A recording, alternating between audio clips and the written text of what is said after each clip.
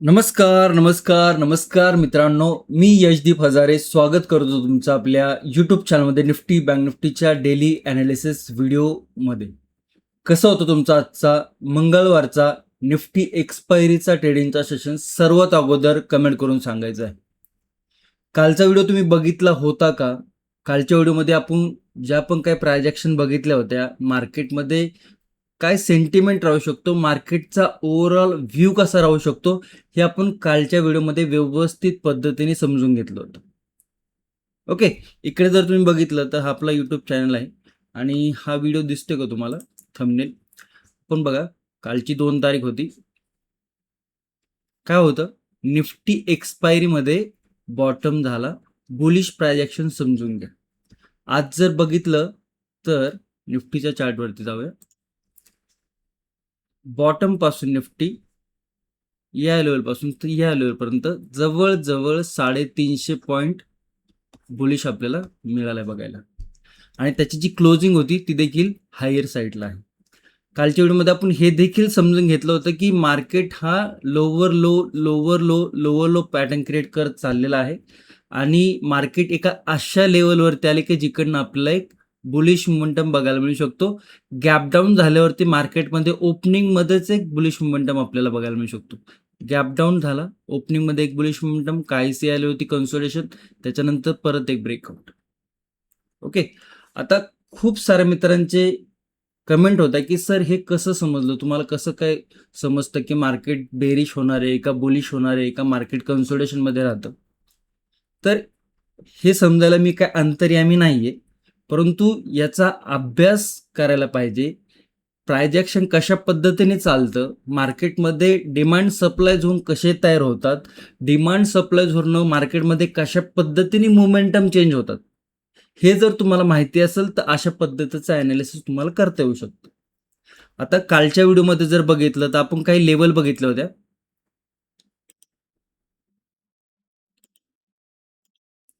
बघा 1 तासाच्या टाइम फ्रेमवरती, आणि इकडनं काय आपण पाहिलं होतं की जो निफ्टी आलाय तो या लेवलपासनं निगेटिव्ह मोमेंटम दिलाय. या लेवलवरती एक छोटासा पुलबॅक आणि या लेवलवरती क्लोजिंग होती. याची जर क्लोजिंग बघितली तर कुठं होती? डिमांड झोनवरती. आपण हे बघितलं होतं ना की मार्केट इकडनं वरती जाते, मार्केट इकडनं वरती जाते, मार्केट इकडनं वरती जाते आणि त्या लेवलवरती आपल्याला मार्केट येताना दिसते, आलेलं दिसते आणि हाय पॉसिबिलिटी आहे की मार्केटमध्ये एक बुलिश मोमेंटम बघायला मिळू शकतो. आता मार्केटनी गॅप डाऊन ओपन दाखवली म्हणजे काय इकडे आपल्याला बघायला मिळालं, एक ब्रेक डाऊन फेलियर आपल्याला इकडे बघायला मिळाला. कालच्या व्हिडिओमध्ये तुम्ही जर बघितलं असेल तर मी तुम्हाला ओरडोरडू सांगितलं होतं की गॅप डाऊन जर मार्केट होत असेल तर मार्केटमध्ये एक बुलिश मोमेंटमची पॉसिबिलिटी हायर साईड आहे. आणि काय केलं मार्केटनी? एक गॅप डाऊन ओपनिंग आणि त्याच्यानंतर एक बुलिश मोमेंटम. तर याच्यामध्ये काय अंतर्यामी नाहीये. ह्या गोष्टी शिकायला पाहिजेत आणि मी वारंवार ॲनालिसिस व्हिडिओमध्ये तुम्हाला सांगण्याचा प्रयत्न करत असतो की शॉर्टकट किंवा कॉल टिप्स किंवा अकाउंट हँडलिंग असल्या गोष्टी करण्याच्या फंदात पडू नका.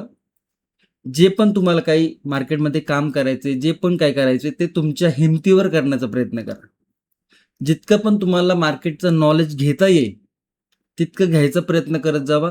मार्केटमध्ये प्राइस ॲक्शन कशा पद्धतीने चालते, मार्केटमध्ये सेटअप कशा पद्धतीने चालतात आणि त्या सेटअपवरती मार्केटमध्ये मोमेंटम कशा पद्धतीने पाहायला मिळतो, ह्या गोष्टी समजून घ्या आणि स्किल वाढवायला सुरुवात करा. जर कोणी मार्केटचा अभ्यास करत असेल, स्टेप बाय स्टेप गोष्टी समजायला सुरुवात होते आणि ज्यावेळेस व्यवस्थित पद्धतीने आपल्याला गोष्टी समजायला लागतात त्यावेळेस मार्केट शिकण्याची आवड निर्माण होते. ओके, मग मार्केटमध्ये काय प्राइस ॲक्शन बनते, याचा रिस्क टू रिवॉर्ड रेशो कुठल्या साईडला व्यवस्थित पाहायला मिळतोय, मार्केटचा फेक ब्रेकडाऊन कसा आहे, मार्केटचा फेक ब्रेकआउट कसा आहे, गॅप अप ओपन झालं असेल तर मार्केटमध्ये कशा पद्धतीने प्राइस ॲक्शन बघायला पाहिजे, गॅप अप किंवा गॅप डाऊन होण्या अगोदर मार्केटचा प्रवास कसा झालेला आहे, टाइम फ्रेमवरती कसा ॲनालिसिस करायला पाहिजे, डिमांड सप्लायवरती लेवल कशा मार्क करता आले पाहिजे, नो ट्रेडिंग झोन कशा पद्धतीने काढता आला पाहिजे. ह्या सुंदर कन्सेप्ट आहेत प्राइस ॲक्शनच्या.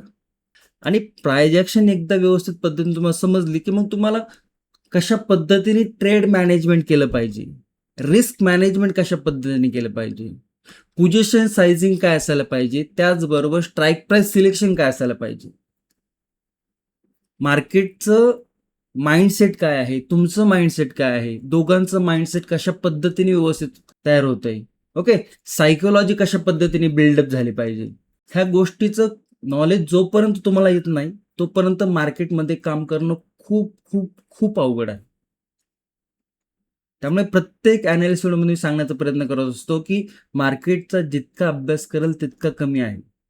आणि ह्या संपूर्ण ज्या गोष्टी आहेत म्हणजे प्राइज ॲक्शन रिलेटेड म्हणा किंवा सायकोलॉजी रिलेटेड म्हणा, ह्या संपूर्ण गोष्टी आपण आपल्या प्राइज ॲक्शन आणि सेटअप ट्रेडच्या कोर्समध्ये व्यवस्थित पद्धतीने डिटेल्समध्ये व्हिडिओ फॉर्मॅटमध्ये शिकवलेल्या आहेत. तुम्हाला जर जॉईन करायचं असेल, प्राइज ॲक्शन शिकायची असेल तर त्याच्यासाठी व्हिडिओच्या डिस्क्रिप्शनमध्ये पिन कमेंटमध्ये लिंक दिलेली आहे, तिकडे जाऊन तुम्ही जॉईन करू शकता. ओके, पण शिकण्याकडे महत्त्व द्या.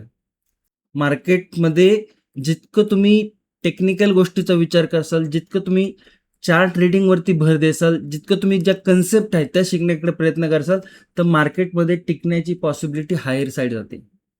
ओके, तर कसं होतं तुमचा आजचा ट्रेडिंगचा सेशन, आणि ज्या मित्रांनी ऑलरेडी प्राइज ॲक्शन आणि सेटअप ट्रेडिंगचा कोर्स जॉईन केलेला आहे त्यांचा बिफोर आणि आफ्टर म्हणजे price action setup trading course करण्याच्या अगोदर त्यांचा मार्केटबद्दल एक्सपिरियन्स कसा होता आणि प्राइज ॲक्शन आणि सेटअप ट्रेडिंग शिकून झाला असेल त्याच्यानंतर त्यांचा मार्केट बघण्याचा दृष्टिकोन कसा आहे हे आवर्जून कमेंटमध्ये सांगा.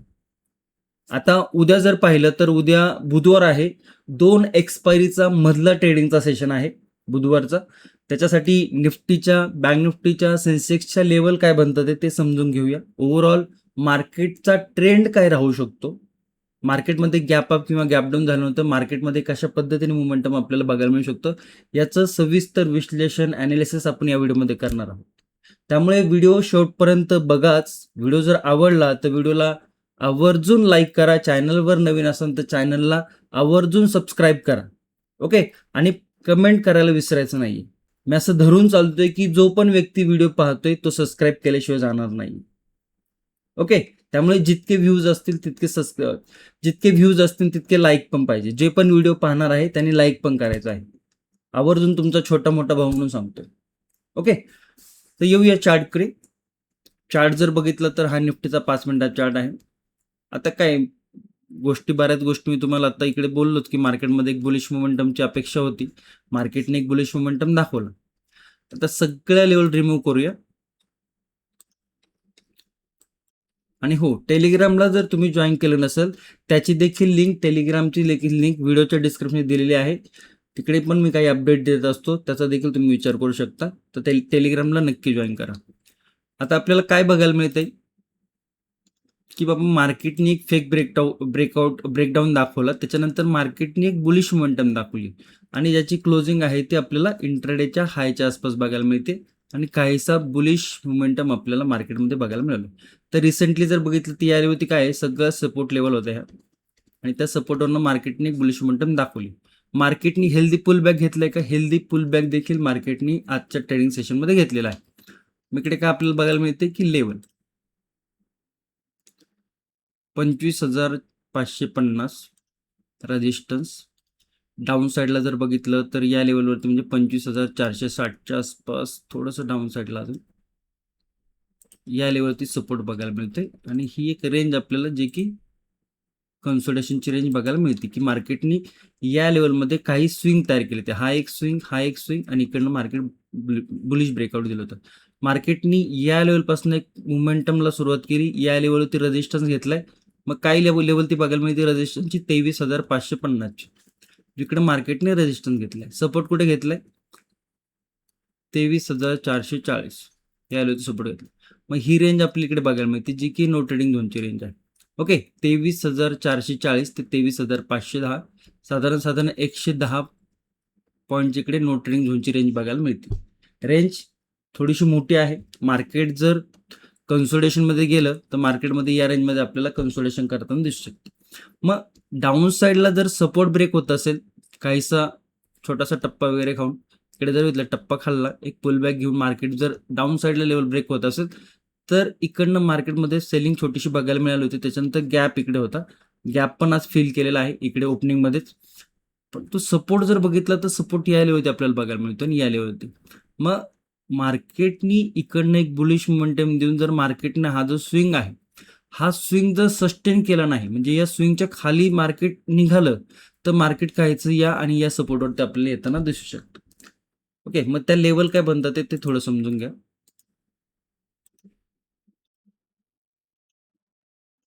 आणि काहीसा आजचा इंट्राडे लोच्या आसपास राऊंड लेवल या काही लेवल आपल्याला पाहायला मिळतात. आत्ता मार्केटची प्राइस ऍक्शन इंट्राडे मध्ये निगेटिव्ह बघायला मिळाली आहे का? नाही. मार्केट बॉटम पासून रिकवर करत वरती आले. क्लोजिंग काय आहे? 23,483 साधारण या लेवलच्या आसपास क्लोजिंग आहे. मग क्लोजिंग पॉझिटिव्ह आहे. मार्केटने एक स्विंग तयार केलाय. मार्केट एका सपोर्टवरनं म्हणजे एका डिमांड झोनवरनं बुलिश होताना दिसतंय. मग याच्यामध्ये कंटिन्युएशन होण्याची पॉसिबिलिटी काय आहे? डाऊन साईड जाण्यापेक्षा कंटिन्युएशन होण्याची पॉसिबिलिटी थोडीशी हायर साईड दिसते. त्यामुळे रिस्क फॅक्टर कुठे येतोय? डाऊन साईडला. ओके, पण इकडे जर बघितलं तर हा स्विंग आहे. या स्विंगच्या जर खाली निफ्टी येत असेल तर मग आपल्याला काहीसा निगेटिव्ह मोमेंटम बघायला मिळू शकतो. मग पहिली लेवल काय आहे? 23,372. सेकंड लेवल जर बघितली तर 23,274 आणि थर्ड लेवल जर बघितली तर राऊंड लेवल 23,200. एक दिवसाचा बुलिश मोमेंटम बघायला मिळालाय. आता कंटिन्युएशन बघायला मिळते की नाही हे बघणं गरजेचं आहे. कंटिन्युएशनची लेवल काय बघायला मिळते आपल्याला? रेजिस्टन्सची 23,550 ही लेवल काय आहे? रेजिस्टन्स आहे आजच्या इंट्राडे हायचं. या इंट्राडे हायला जर मार्केट ब्रेक करत असेल किंवा या लेवलवरती जर मार्केट ब्रेकआउट देत असेल तर आपल्याला काहीसा कंटिन्युएशन बघायला मिळू शकतो. म्हणजे एक दिवस बुलिश, दुसरा दिवस रेजिस्टन्स ब्रेक करून इंट्राडे हायची लेवल ब्रेक करून काहीसा आणखी नवीन हाय लावताना आपल्याला दिसू शकतं. मग त्याच्या लेवल काय बनतात ते त्याच्यासाठी आपल्याला इकडे रिसेंटली काय रेजिस्टन्स बनले होते समजून घेऊया. 23,621,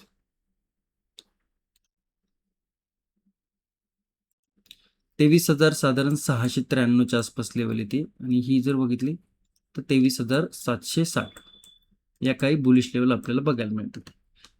प्राइस ऍक्शन काय आहे? मार्केटनी या लेवलपासून एक स्ट्रॉंग बेरिश कॅन्डल तयार केली होती. मार्केटनी पुल बॅक घेतलं, या लेवलच्या आसपास परत एक नेगेटिव्ह कॅन्डल तयार केली आणि तिकडनं मार्केट नेगेटिव्ह झालं.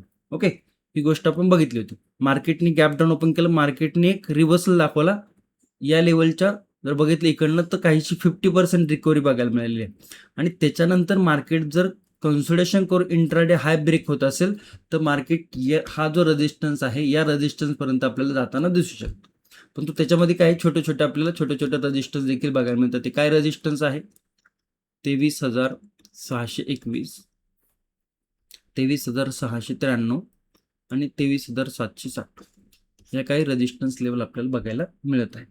Okay, no trading zone 23,550, 23,440. Gap up gap down. Market जर इकडनं बुलिश मोमेंटम द्यायला सुरुवात केली, स्ट्रेट बुलिश मोमेंटम होता. हा जो रेजिस्टन्स आहे 23,620, 23,700च्या आसपास, इकडे जर डायरेक्ट गॅप अप ओपन होत असेल तर हा परत एक सेलिंग डेच्या रेजिस्टन्स झोनवरती इंट्राडे हायवरती ओपन होतं या लेवलच्या आसपास. तर ओपनिंगमध्ये बुलिश मोमेंटम येण्याची पॉसिबिलिटी खूप कमी होती आणि प्राईजनुसार जर बघितलं प्राइस ॲक्शननुसार जर बघितलं तर मार्केटमध्ये ओपनिंगमध्ये काहीसा सेलिंग प्रेशर आपल्याला बघायला मिळू शकतो. म्हणजे हा जो ब्रेकआउट आहे हा पुल बॅक आणि त्याच्यानंतर कंटिन्युएशन ही जी मोमेंटम आहे ही जर मोमेंटम गॅप अपमध्येच जर आपल्याला बघायला मिळत असेल तर या लेवलवरनं मार्केटमध्ये काहीसा नेगेटिव्ह म्हणजे ओपनिंगमध्ये काहीशी सेलिंग आपल्याला बघायला मिळू शकते. 70 ते 80 पॉईंटच्या अबाव जर निफ्टी ओपन होत असेल तर बुलिश साईडला रिस्क टू रिवॉर्ड रेशो हा खूप खराब होत आहे आणि मार्केटमध्ये काहीसा सेलिंग प्रेशर आपल्याला ओपनिंगमध्ये बघायला मिळू शकतो. ओके, बुलिश साईडच्या लेवल समजल्या, सेलिंग साईडच्या लेवल समजल्या, नो ट्रेडिंग झोन समजलं, gap up gap down setup बघितलं असेल तुम्ही. ओके, आता बँक निफ्टी व्हिडिओ संपूर्ण बघायचं कारण का सांगत असतो की ॲनालिसिसमध्ये भरपूर गोष्टी काही सांगण्यासारख्या असतात, जी काही प्रायजेक्शन आहे त्या गोष्टी एक्सप्लेन करण्यासारख्या असतात. ओके, तर त्यामुळे निफ्टीचा चार्ट काही बघितला आपण, त्याच्यामध्ये बघितलं तर बँक निफ्टीचा आत्ता चार्ट ओपन आहे. बँक निफ्टी बघितला तर निफ्टीच्या चार्टपेक्षा थोडासा वेगळा आहे. मग याच्यामध्ये कशा पद्धतीने प्रायजेक्शन बनते, प्रायजेक्शन बनताना कुठे सपोर्ट झालाय, कुठे सेटअप बनलाय, कुठे रेजिस्टन्स झाला होता, ह्या देखील गोष्टी बघता आल्या पाहिजे. त्यामुळे शक्यतो व्हिडिओ शेवटपर्यंत बघतच जावा आणि ज्याला शिकायची इच्छा आहे ना तो व्हिडिओ शेवटपर्यंत बघतच जाणार आहे. ओके. आता बँक निफ्टीमध्ये जर बघितलं तर ओपनिंग या लेवल होती, मार्केट वरती गेलं, काहीसा डबल बॉटम तयार केला. डबल बॉटम करून मार्केटने शार्प रिकव्हरी दाखवली, या लेवलवरती काहीसा पुलबॅक घेतलेला आहे. म्हणजे ओव्हरऑल जर बघितलं तर बुलिश प्रायजेक्शन आहे. मार्केटने जर बघितले मोमेंटम देऊन एक बुलिश प्रायजेक्शन दाखवलेलं आहे. ओके. तर याच्यामध्ये जर बघितलं तर आजचा इंट्राडे हाय, त्याच्यानंतर जर बघितलं तर हा स्विंग लो, या काही लेवल आहेत जे आपल्याला इकडे कन्सोलिडेशन बघायला मिळते. या लेवलमध्ये आपल्याला थोडंसं मार्केट कन्फ्युजन करताना दिसू शकतं. First support, second support.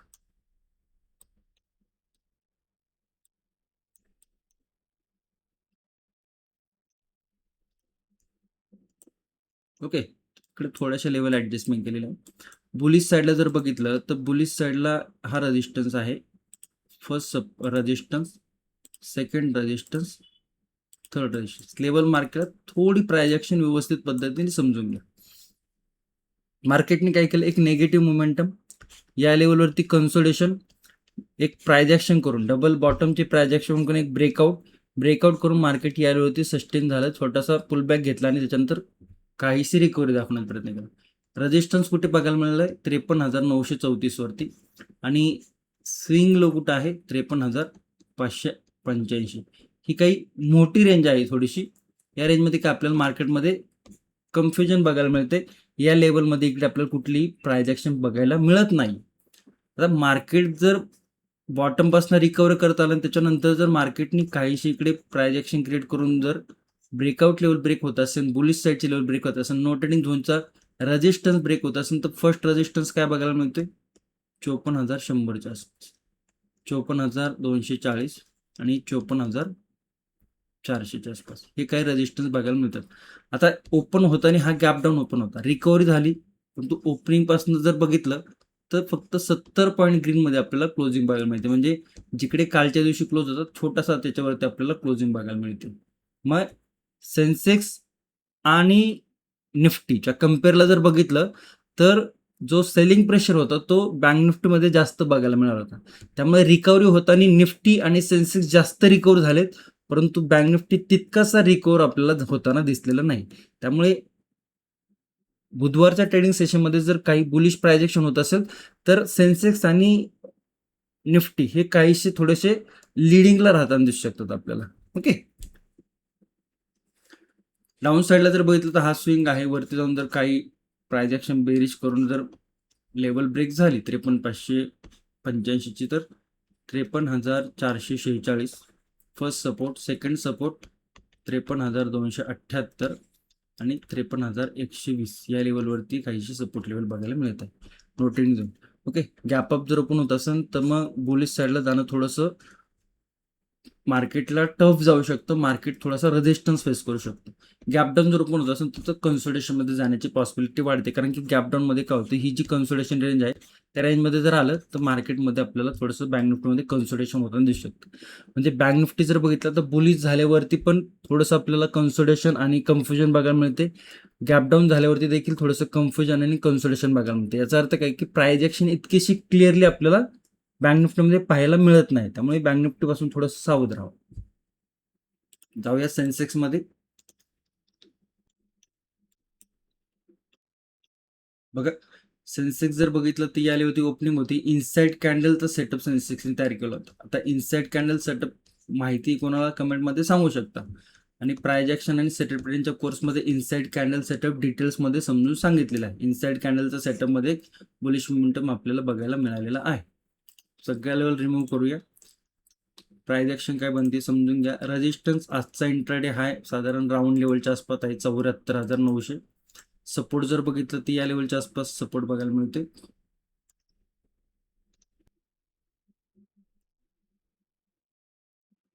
Swing consider केलेले आहे.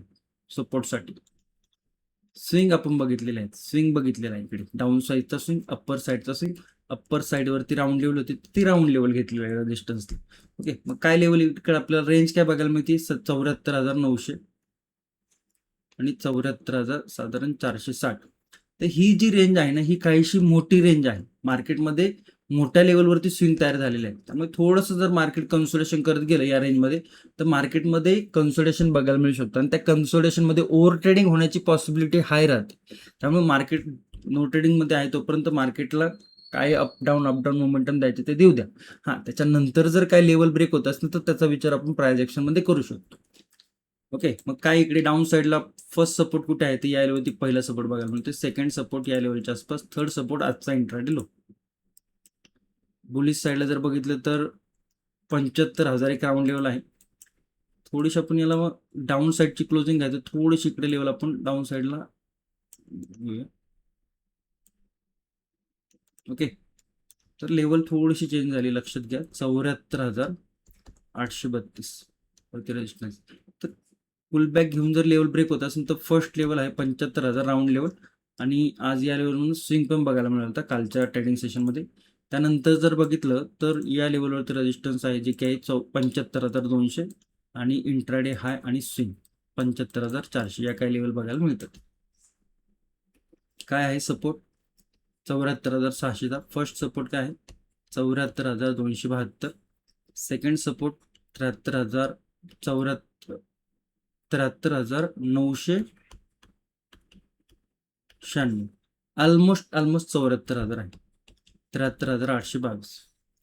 रेजिस्टन्स जर बघितलं तर 75,000, 75,200 आणि 75,400 हे काही रेजिस्टन्स बघायला मिळतात.